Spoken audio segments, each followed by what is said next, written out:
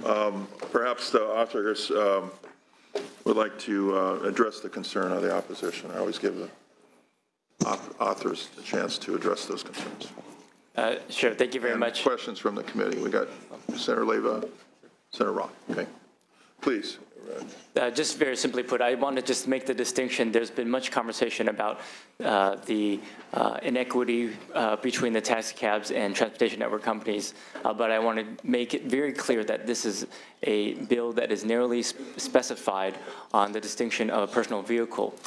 There was some testimony earlier also about the commercial registration, but when you have vehicles that are associated with transportation network companies, it is their personal vehicles. So the distinction between the cab industry is that the sole purpose is to make a profit, whereas vehicles, individuals associated with transportation network companies may use it for transporting other individuals via the network, and also perhaps might be going to buy their groceries or perhaps picking up their child. So there is a clear distinction, and this, again, just narrowly focuses on this narrow aspect of a personal vehicle. So there's much debate about the differences between taxi cabs and the regulation of the locality versus the PUC and such. And so I also wanted to make mention that we both would be happy to put in the bill a 5-year study, a sunset, to allow for the conversation to occur. So again, a 5-year sunset to allow for additional conversations. In addition, we would also be open to directing the PUC to further study and have a conversation related to the distinction between transportation network companies, the taxi cab industry, regulations of the PUC, the DMV, and also local municipalities. So I want to make it very clear that I understand, and we collectively hear the concerns made by many of those who testified here today, and are happy to offer that as an opportunity to address these concerns. Yeah, just for the record, the committee has suggested that exempting drivers whose vehicles are driven 10 hours or less in connection with any TNC from the definition of commercial vehicle, and that was a suggestion as a compromise in the committee.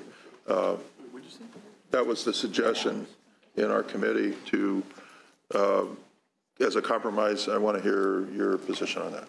Sure. Well, thank you very much, my senator, for that opportunity. I know that we have been in a number of conversations related to trying to find that medium. I would respectfully object to the amendments as such, okay, because of the fact that, if I might be able to explain as to why the implementation would be difficult. So if an individual was to be driving 9 hours, they would not be classified under the amendment. If they were to drive in the summertime 11 hours, then they would be classified as commercial. And so in going back and forth, the implementation with the DMV is challenging. And so that is a problem in terms of trying to address these issues. Okay, thank you. Thank you. I appreciate that. Okay, Senator Leyva and Senator Roth and others. Other members. Thank you, Mr. Chair. And thank you, Assemblymember Lowe and Assemblymember Chang, for trying to embrace new technology. And Assemblymember Lowe, I appreciate you coming and speaking with me. I can't get there on this bill for a number of reasons, and I want to explain why. We heard from supporters of the bill that this is an old law, and fundamentally we should change it because it's old and it's been on the books since 1935. Just because a bill is old or a statute is old doesn't mean that it's incorrect or it's wrong or it fundamentally needs to be changed. And we also heard that this would codify the status quo. So what does that mean? Does that mean that Uber and Lyft have been breaking the law and we need this changed? So excuse me, we'll have order in here. No outbursts are allowed in this chamber. So that in itself is problematic. And then we heard that regulations, that taxi cab companies are regulated locally and this would be statewide. Well, maybe that's something completely different that we need to look at. And I think that we're splitting hairs when we talk about you're driving a car and it's my own personal car and I own it versus a taxi cab. You're doing the same job. You're doing the exact same thing. You're transporting people and you're making money. You're making a profit. So I think that I just don't think that that's a good argument. I think you're trying to make it a good argument, but it just doesn't get there. And I think further that in this new economy, we need to think about what are we doing. I know I told the Lyft drivers here in committee last week, I'm worried about all of you. So in this new economy, when you have a few folks, the owners of Uber, the owner of Lyft, who are probably multi-millionaires, billionaires, and the people making the money are all of you. Do you have workers' compensation? If you're hurt on the job, what happens to you? What happens at the end of your 20-year career? Do you have a pension? Do you have health care for those of you who do it full time? So I just think that the owners have an obligation to take care of the people that are pushing the money up to them. And I think that in this new economy, we just have to be very careful and we have to be very cognizant and make sure that the way we're changing the world that we live in, the state we live in, the communities that we live in, that we're doing it in a responsible manner. So respectfully, I'll have to oppose the bill. All right, please. Okay, we had Senator Roth. Yes, sir. Thank you, Mr. Chair. Those of you who have been around this issue for a couple of years know that I have had some significant issues with the TNC industry in the past, having to do with insurance, with safety and training, frankly, with worker status. And although I haven't addressed it specifically in this committee hearing or an insurance committee hearing, the maddeningly different way in which the TNC industry is regulated vis-a-vis the taxi cab industry. But on this particular issue, whether an individual TNC driver purchases commercial plates is simply not one of them. I think there are other issues here that are driving this discussion. I think as the worker status issue resolves itself, as I think it will in a way, if it resolves itself in the way that I think it's going to be resolved, I think this commercial plate issue will also resolve itself as the drivers move from their current status to perhaps another status where the model doesn't work quite as well with individual vehicles. I'll be supporting the bill today for those reasons, but I certainly urge the authors to consider grappling with this part-time versus full-time 10 hours versus more issue, because I do see a distinction there that could be crafted in the bill that would perhaps address some of these issues. Thank you, Mr. Chair. Thank you. Other senators, Senator Mendoza, or did you have a comment, or Senator Wieckowski? Senator Wieckowski, Bob. Okay, so I have, you've offered a proposal for 5 years period. I'm concerned about the length of the period in this new economy because we have this litigation on whether they're employees. Who knows what the DMV will do tomorrow? And then it's my understanding that the PUC is looking at this and regulating in this area. So it seems to me with the testimony from the proponents is everything's going fast. 5 years seems like an eternity. So can you help me with your thought process on that proposed amendment? Because, we tend to think in threes and, a year or something like that while the dust gets settled. Sure. Thank you very much, Senator Wieckowski. The rationale behind offering the opportunity for the sunset was to allow for this additional conversation.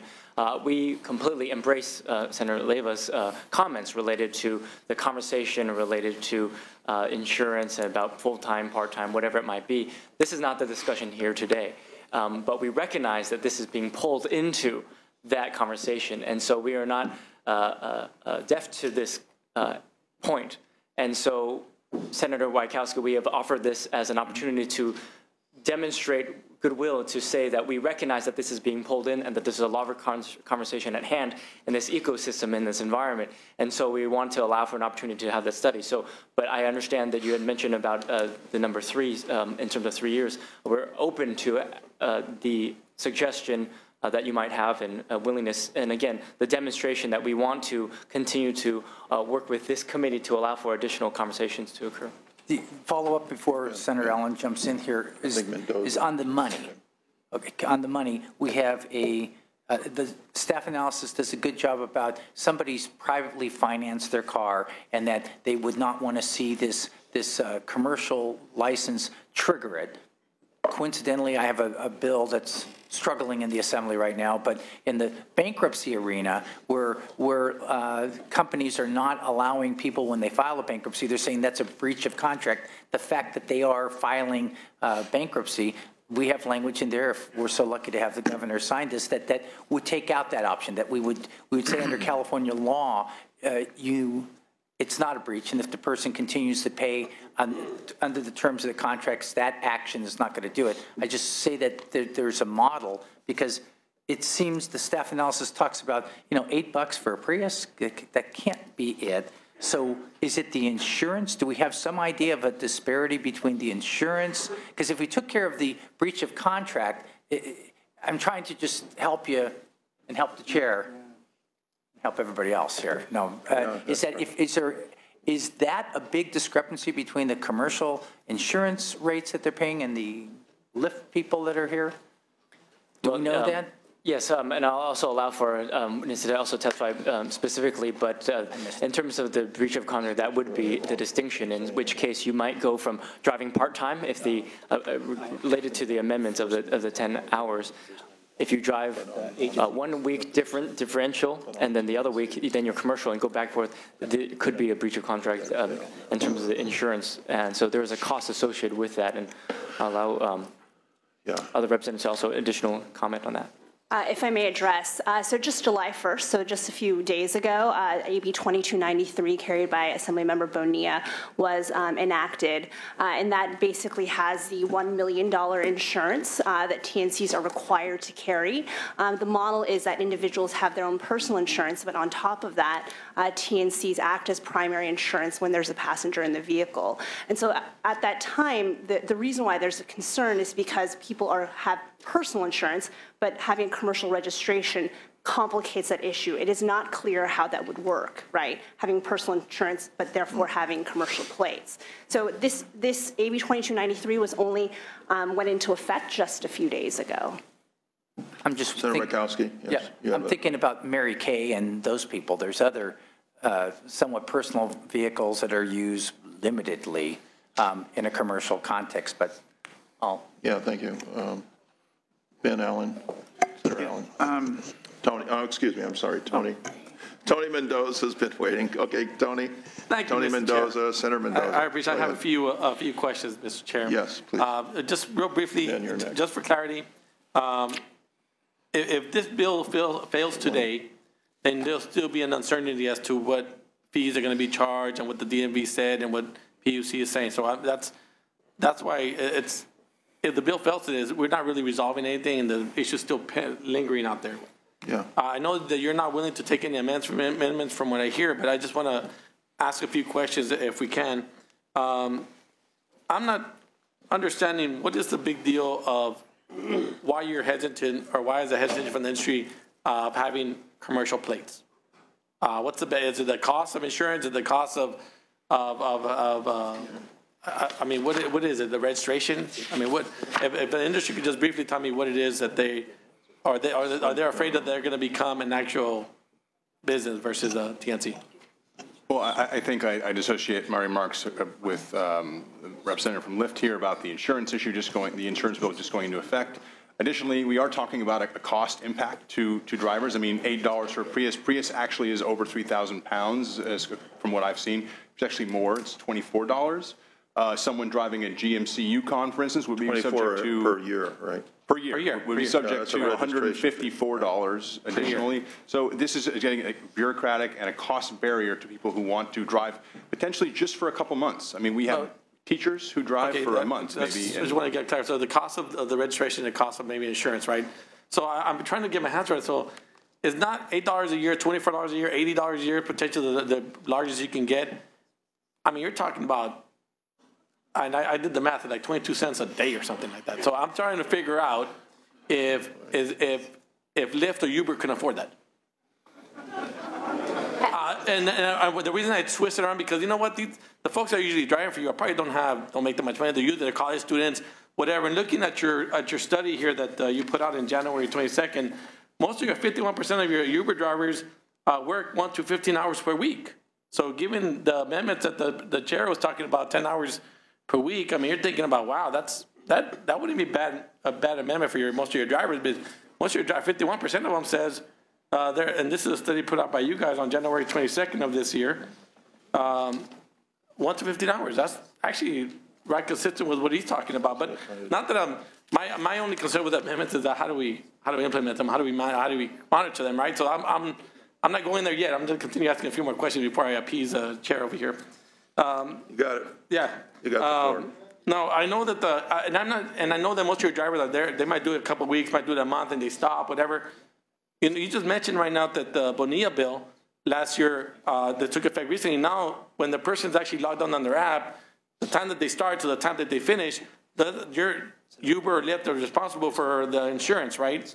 Am I correct on this? That is correct. Okay, so why can't you do an app that when they're logged on, they're paying commercial rates for plates? You guys are paying commercial rates for plates for the time that they're logging on for those 2 or 3 days, or 2 or 3 hours, or whatever, if it's 2 or 3 days in a row, similar to what you're paying for insurance. Right. To return to your earlier question regarding what's the concern here, I think just 6 days ago, the Bonilla bill went into effect, right? So, and that applies to TNC drivers across the board. So the impact of having commercial registration and licensing actually would be, it goes directly counter to what the bill did and does. And so I think right now it should be, as Assemblymember Lowe suggested, a study to understand what is the actual impact of that. I think that gives it valuable time to collect data and collect information. Furthermore, I'd also like to add, we do quarterly reporting to the CPUC and pay very significant fees to the CPUC. So all of that information is being collected, and all of those fees are being collected as well. Okay. Okay, so I'm just referring back to the app. That you have the technology to do it now. If you could do it for the insurance, you could actually do it for the commercial purpose of it. But I know that maybe being a commercial driver might might change the way you operate. I'm not sure, but that you could. I'll think about maybe a potential placard. I mean, you guys, when you guys show up, and I was getting when I was talking to some of the staffers for Mr. Lowell yesterday, when they come up, they actually have a placard in their car or a pink mustache or whatever. Why can't they have a placard issued from DMV saying that this is a commercial vehicle during that time period that they're driving, right? And I know some of these folks are part-time, whatever, but they have to log into your system. They have to become approved by you. So when they become approved, why can't you send them a placard that allows them to operate under a commercial license, but not their plate on their car, but a placard on their car as a. That's just an idea. I'm just trying to figure out how we can kind of, because I do think, and I'm going back to the fundamental reason that. Are you guys are commercial drivers or not? And if you're hired for services, then you might be considered commercial, but maybe not because you're using a personal car. I'm sure that there's taxi drivers out there that actually might own their own car, their own taxes. So that means if they own their own car, that means they shouldn't be paying commercial taxes either if they're under your model. But I know that they're regulated by cities and counties and so forth. They're different. You're by the PUC, which again, creates another discussion. Which leads me to, Mr. Chair, I keep thinking, what do we, I mean, I know that you don't want to take amendments. I'm almost there, Mr. Chair, I'm almost done. Which leads me to think,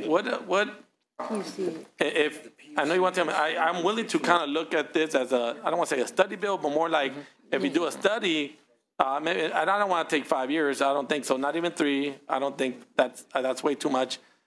Maybe a year, maybe a couple years, 2 years at the max, 1.5 years, where we actually not only take the chair's amendment as a study option, maybe a few other options that I mentioned earlier.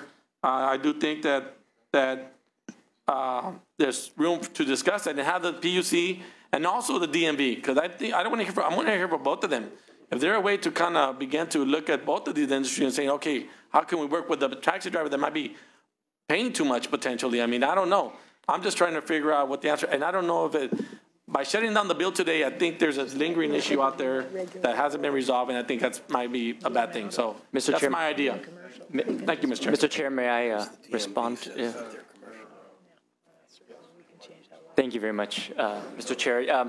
Senator Mendoza, clearly those are all very thoughtful ideas, and which indicates why a study would be needed. And so I appreciate that willingness. And again, we are certainly open to the timeline as you might suggest. But again, to indicate that clearly because of all these issues, that is the necessity for this. And again, just a clarification that the PUC already classifies the TNCs as personal vehicles as a result of Bonilla's bill as well. What was the suggested timeline? Just A year and a half.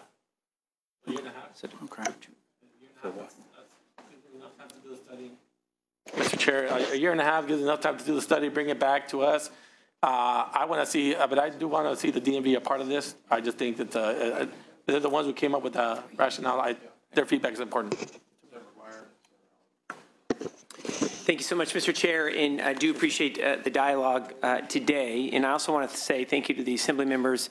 Both have taken an enormous amount of time to be able to reach out to the committee and have been very collaborative, which I know we all greatly appreciate. And I know it's also a real personal issue for both of you. So thank you so much for all the hard work, as well as individuals on both sides. Now, I'll just speak for myself. I think my own opinion, I think we can agree that the regulations that govern transportation services in the state, they are antiquated. And I think there are challenges when you do have antiquated regulations, particularly over how transportation has evolved over the last several decades. And as the authors have pointed out, get that we're not here to advance major reforms. Frankly, there are reforms needed on the regulations and modernize the outdated language. At the same time, though, this is an important issue. And anytime we're discussing the issue of the new economy, this is going to be coming up, particularly as we continue to kick the can down the road and not addressing some of these lingering issues. So I know, I won't speak for the authors. I can imagine it may be a bit of a frustrating point, but I think we are also paying for lack of action in the past. So with that said, I think implementation on the 10-hour issue isn't as difficult as we're making it out to be. The new economy is built off of technology. So let's use that technology to also benefit our communities. And technology has been a great benefit to convenience for individuals who are commuting or running errands, or for those who are driving Uber and Lyft. At the same time, though, that same technology can also benefit our communities and our neighborhoods in services as well. And I say that is because 10 hours is a start. There's an easy way to be able to track it by the app, or I'll use my grandparents as an example. When their care provider arrived, they checked in on their cell phone. It's simple. It's there. We know the technology is available, and we can track that. And I think the other piece is this. The lines are blurred. And Uber and Lyft are here to stay. That's the bottom line. And the reason why I say lines are blurred, because the activities that they're performing are commercial. I mean, it's very clear by the language. It's a commercial activity if you're transporting individuals, at least the way I read it. So I support the chair's amendments, being able to go forward. If we need to be able to look at a study, great. I'm not sure we need another study. I think we can all agree that we need reform when it comes to the language. We may not agree here today that it's a commercial activity, but clearly when you read the code and you're transporting as Uber and Lyft are, it's a commercial activity across the state. So I support the chair's amendments. Do not want this to be at all directed to the authors, because I know you've been working really hard on this, and I appreciate both of you reaching out. But we'll be supporting the chair on that, and hopefully that we're going to be able to come to some type of compromise as we move forward.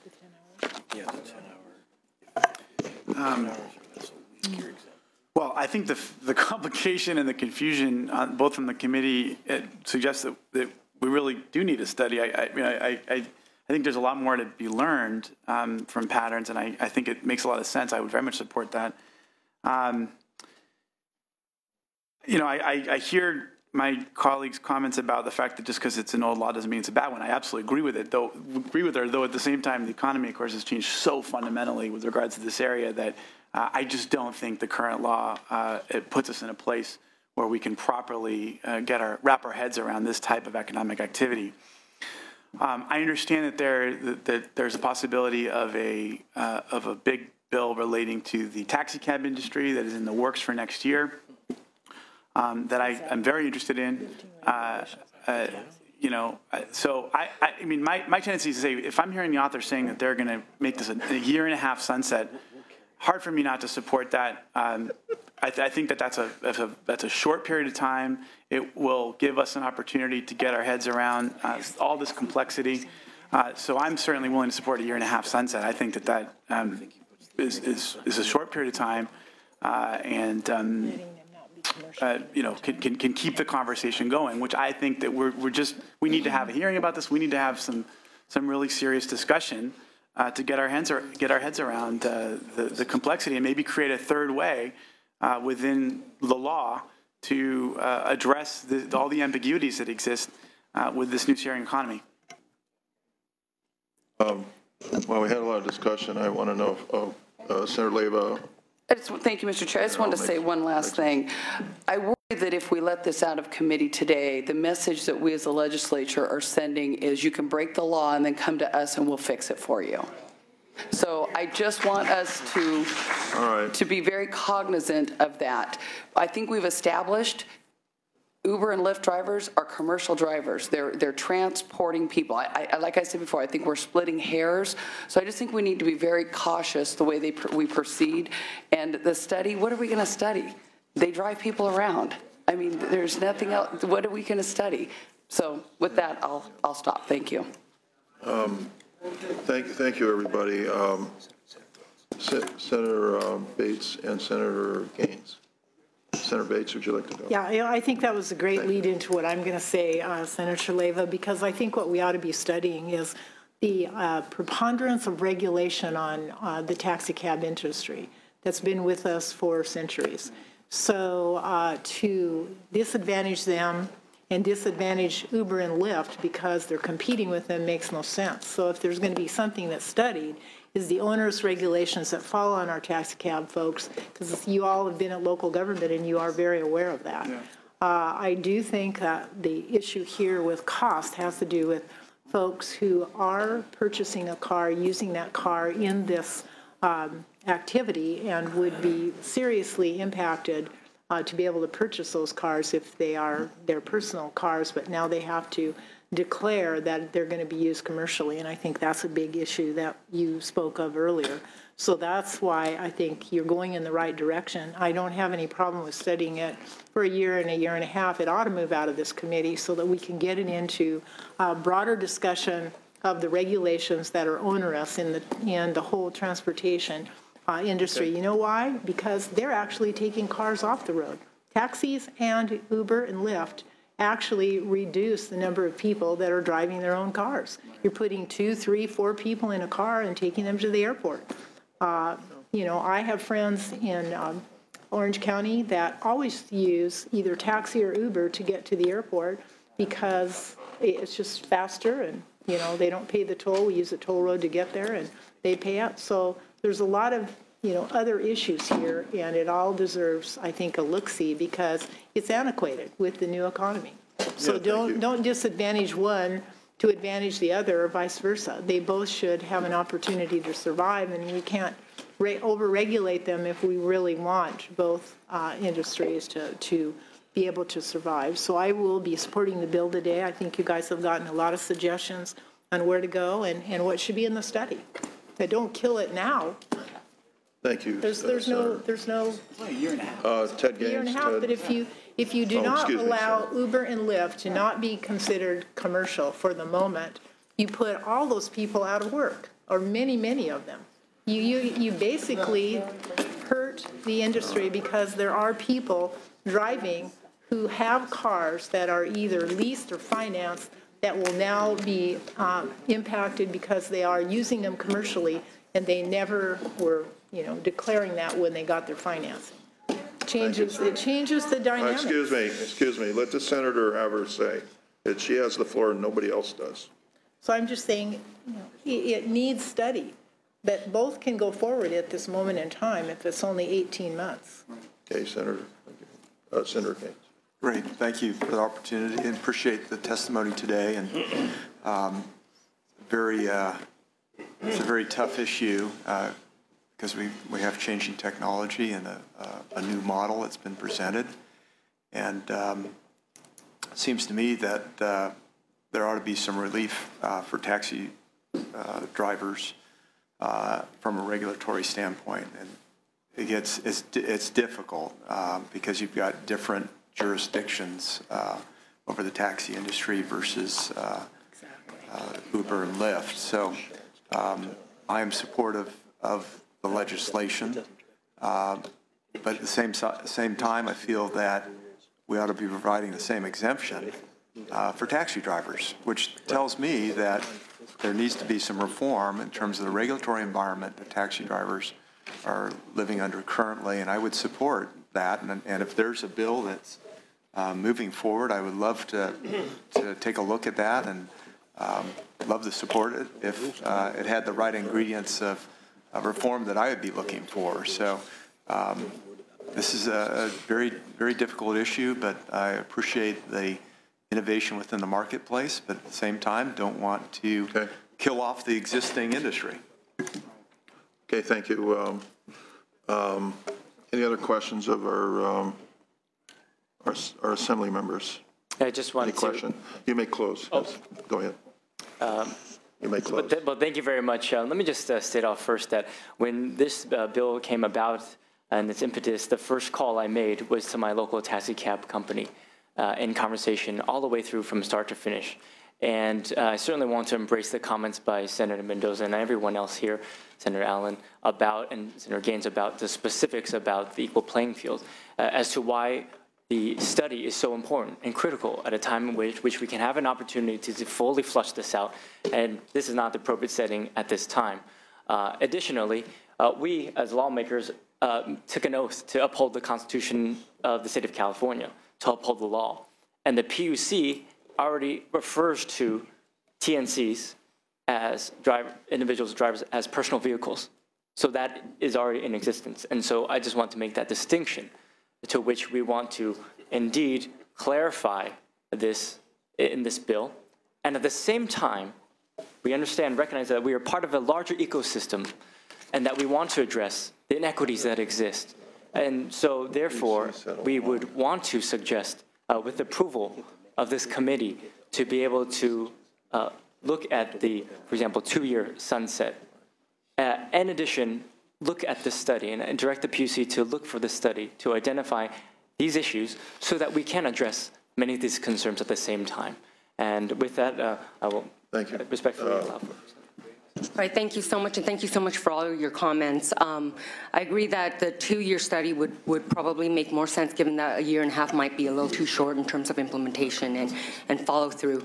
But I appreciate the committee's comments regarding the new economy and the innovative economy and how it's hard to fit something new into something that's old, and I appreciate your consideration for moving this forward.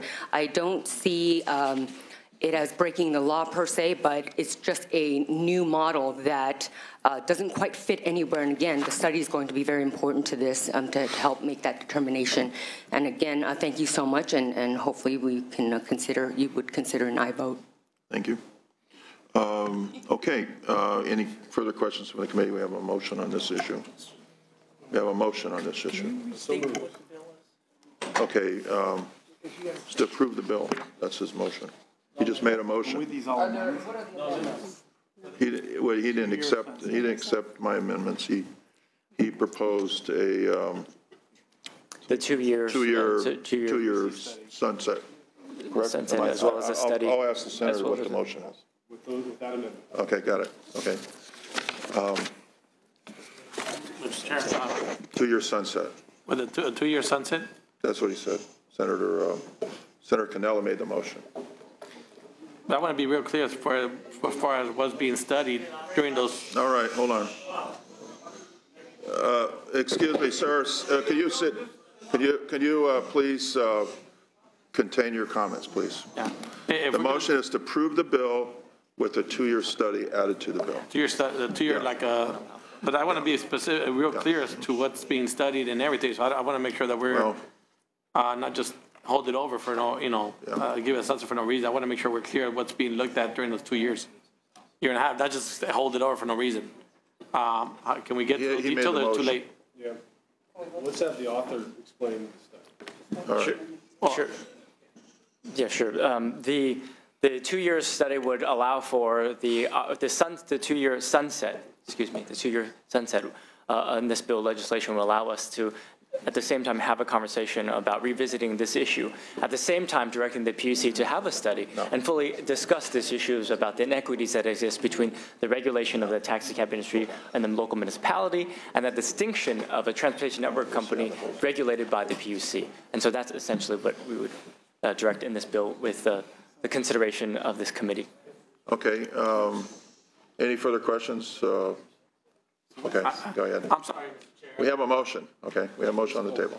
You're right. I just want to make sure that I kind of agree with that motion to kind of give it. Yeah. I'm sorry. Give it a year and a half. That's what I was thinking about. But to kind of look into it. But I do want some specific things that I would like to see studied. If I could make that clear for the record, and I could give it to you. And I went back to a previous. I think when the assembly, somebody had proposed some language that I thought would be ideal that you didn't accept at that time. So I kind of dug it out a little bit and kind of looked into it. And this is would require the CPUC, and also I believe it should be with agreement and consultation with the DMV, because the DMV has a different perspective, to report to the legislature on the changes to regulation and statute that will help achieve a level playing field and foster innovation, including whether other passenger vehicles being used by charter party carriers should also be considered as non-commercial. Okay. Just to kind of looking into the. Absolutely, yeah, and thank you very much, Senator, for articulating that. And also, I would like to take into account the chair's amendments, where he's talking about potentially using if you're driving more than 10 hours, then it should be commercial. I would love to consider that as part of the study as well. I have a motion. Okay, he's saying he has a motion on the table. Yeah, as part of the study, though, as part of looking into it, it might be the best You option can out make your there. comments, but if it's not included in the motion, You don't want to. he said it's not included. You don't want to. Okay, I can. Well, Okay. Just saying that if the chair's amendment He to doesn't want limit it to 10 hours and lower. He doesn't want that in. Study. He doesn't want Study that. doesn't matter. I mean, that's fine. But that's what he's talking about, putting in the study, I think. Isn't that right? Well, I do think that the chair's amendments are important for us to. It might be a consideration that might be good at the end of a year and a half, right? I'm thinking. The point is he wants to have that, he wants to have the issues relating to the chair's amendments studied in the PUC. That might be the best option, because if you're looking at the report from Uber that most of their drivers drive, 50% of the drivers drive less than 15 hours. His amendment might be really. All right. Does that make sense? You know. For the study, it's fine. All right. Not to take the. You're right. Okay. Yeah. Okay. And Thank you. and also any other potential programs like using a placard instead of the actual commercial license placard that would kind of distinguish them. Yes. Okay. As part of the study, all part of the Yes. study. So Yes. All right. All right. Thank you. We have other comments from senators, please. Senator Allen. I think, I just want to, I know, maybe all your thoughts in kind of, I think, I just want to say that I agree with the senator's amendments. I think they're good. All he's doing is articulating a set of issues that ought to be looked at in the context of the study. I think they're legitimate. I want to make sure for my vote that they're included in the study as well. I want to associate myself with his amendments. Mr. Chair, can we wait? Can we wait? Can we put it's not that we refer. Can we refer? Can we wait another week so we could kind of, through your office, work this out as far as study bill, so that we get more. He has a motion. It'll be a vote only next week, just like a vote only. He has a motion on the floor. You vote on his motion, and then you want to make another motion after it doesn't pass, or you can do that. So we don't have all the members here, so. Okay, any further questions? We'll call the question. Have the vote on the motion. It's to do pass with a two-year Yes, two-year study, with a sunset. Did you say that? Okay. 2-year sunset with the study. Did you understand? Does everybody understand the motion? Okay. Okay, thank you. Please call the roll. The motion is to pass as amended and refer to the Committee on Rules. Bell? No. Bell, no. Cannella? Aye. Cannella, aye. Allen? Aye. Allen, aye. Bates? Bates, aye. Gaines? Gaines, aye. Galgiani? Leyva? No. Leyva, no. McGuire? No. McGuire, no. Mendoza? No. Mendoza, no. Roth? Aye. Roth, aye. Wachowski. So that's 5-4. It's 5 votes in favor and 4 against. We'll put that on call for other members to vote. Thank you. Okay, we have one last bill. Assemblymember Chu is up. Mr. Chair, just a comment, if it does fail, could we have it for reconsideration? Yes, okay, yeah.